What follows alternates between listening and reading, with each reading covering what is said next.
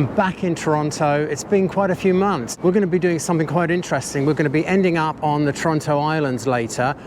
We're going to explore them. I've never really explored them before, and the last time I was there was 7 years ago, so that's going to be good. But the most interesting thing about this video is I've got my Z50 back out after months of it taking a rest because I've had other cameras that have been loaned to me to try out. I really miss my Z50, but Viltrox have sent me a 27mm f1.2 Pro lens. That means this gives me the equivalent, full frame equivalent of 40mm. That intrigues me. And we've also got Andy here with a Viltrox full frame 40mm lens. It's a lot smaller than this. It's an f2.8, and on his Nikon Nikon Z5, that's a really nice little combination. So neither of us have actually gone out doing street, urban travel, whatever you want to call it, general photography with a 40mm lens before. First thoughts?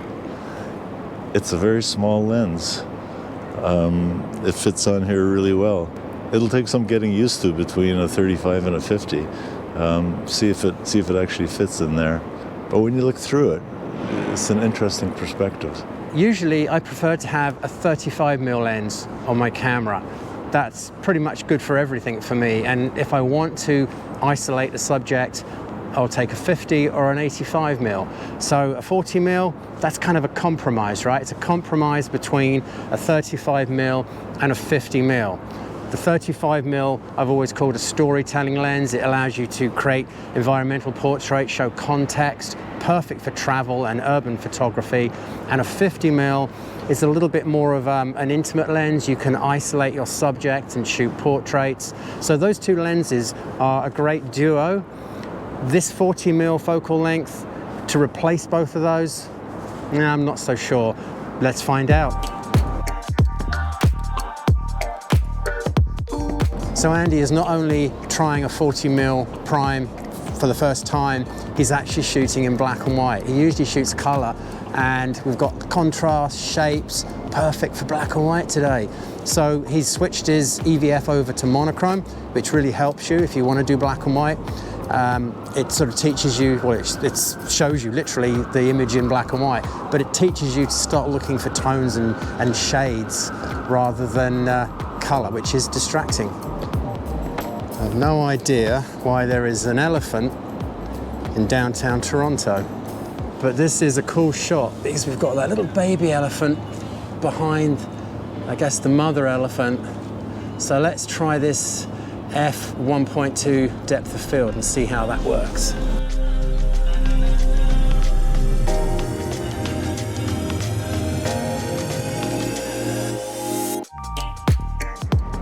Now these buildings are really cool because we've got all of these shapes, all of these colors, but some of these panes of glass are basically mirrors.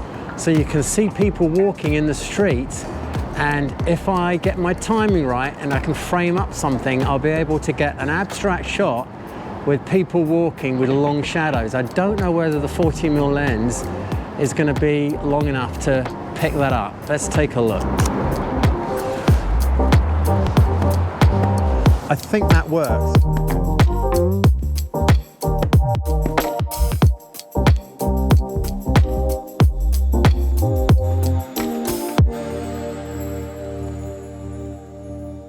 Was that any good?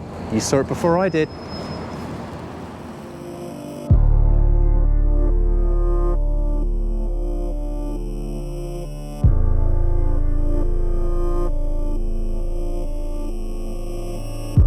I like this tree. This is one of those shots where you can go black and white or color. Both will look good. I've just moved further back and I'm going to use the branches of this tree in the foreground as leading lines and place the main subject on the right third. I think that makes more of an interesting composition.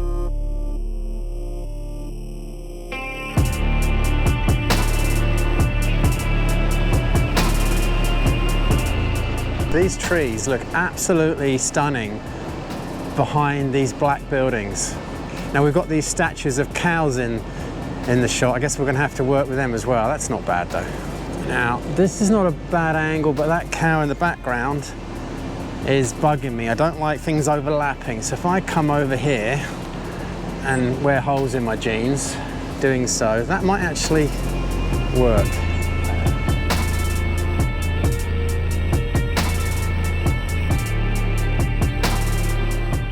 So we've both been shooting for about an hour now. Oh. Boy racers everywhere. So we've both been shooting for about an hour now, and I think I like the 40mm. You like the 40mm, right? Andy is also shooting black and white for the first time, right. And 40mm. That's kind of a... It's an experience, for sure. Yeah. Everything looks different. Yeah. Everything looks way different. So I'm not used to this at all. No. It's fun. Yeah. It's fun. We'll see how the pictures turn out though. So you would normally use a 50mm. I would normally use a 35mm. We're both right in the middle there. Yeah. At this point, it's early days. It's hard for me to say, oh yeah, I like the 40 better than the 35 or so. But it's nice. Boy Race is still doing it. Yeah. So we'll report back in an hour or two. I think it's coffee time see now. How it goes, yeah.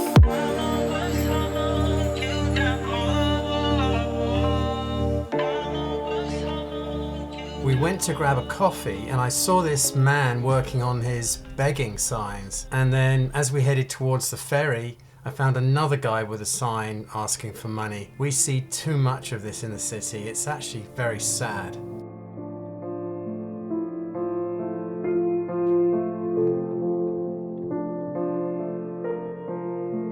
I waited a few minutes for one person to walk out the door here. That's all I needed, one person. But a crowd of people came out all at once and no one else. I should add at this stage, as well as being curious about a 40mm focal length, I have this particular lens from Viltrox because it's an f1.2.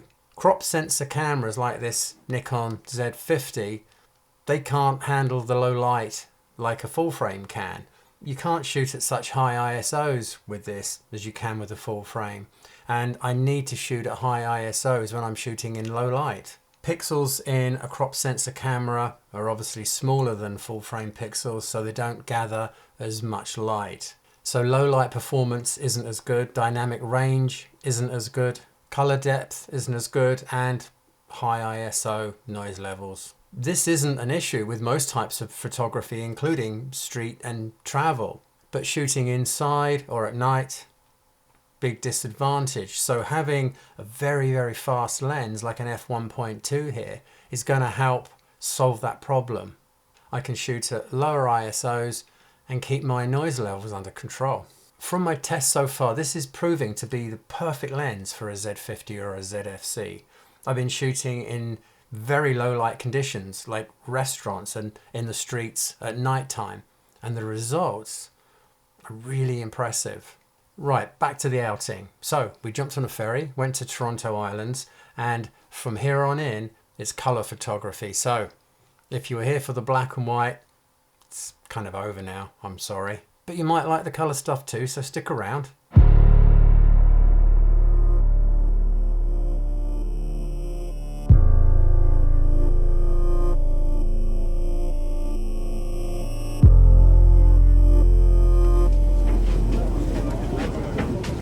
So we're on Ward Island. The only times I've actually been here are really to shoot this skyline, the Toronto skyline at sunset, which is quite spectacular. And the weather's looking pretty promising for a good sunset today as well. We've never actually spent time here exploring sort of inland in the island. There's a community here, there's some lovely old buildings and shacks. We're hoping we're going to find some interesting things to shoot with our 40mm lenses, which are working out pretty good so far. But right now, lunch.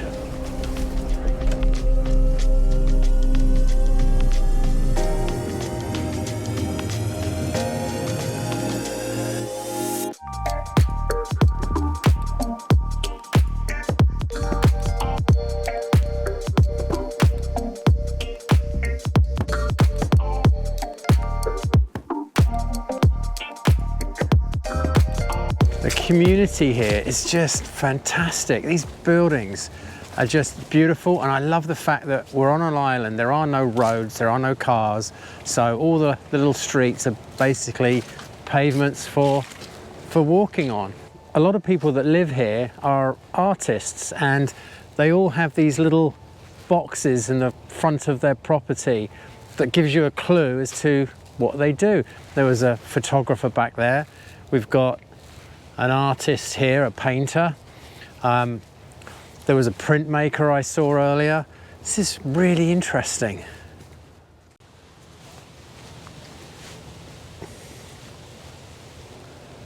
I get the impression that a lot of the people that live on this island are a little bit eccentric. Could be wrong, but, well.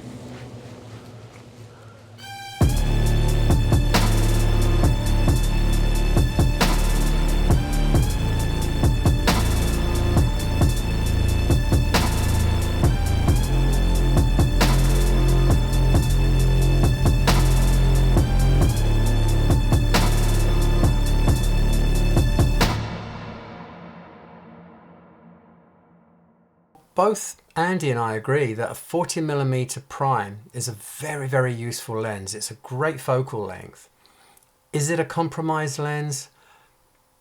To a point, but not as much as I thought it would be. I think I still prefer a 35mm for travel and general walking around, because it allows me to shoot that little bit wider, and that's enough to be more of a storytelling lens and show context. And then I like to jump to a 50mm because that's the lens that I tend to grab if I want to do some portraits, I want to shoot people, or I want to isolate my subjects. But if I only had to choose one lens to take on a trip, I think that 40mm would be it. f1.2 is a little bit on the big and heavy side for a little APS-C camera, I know, but I think it's worth it. You can, of course, get tiny little lenses this sort of size, but you're going to lose some stops of light.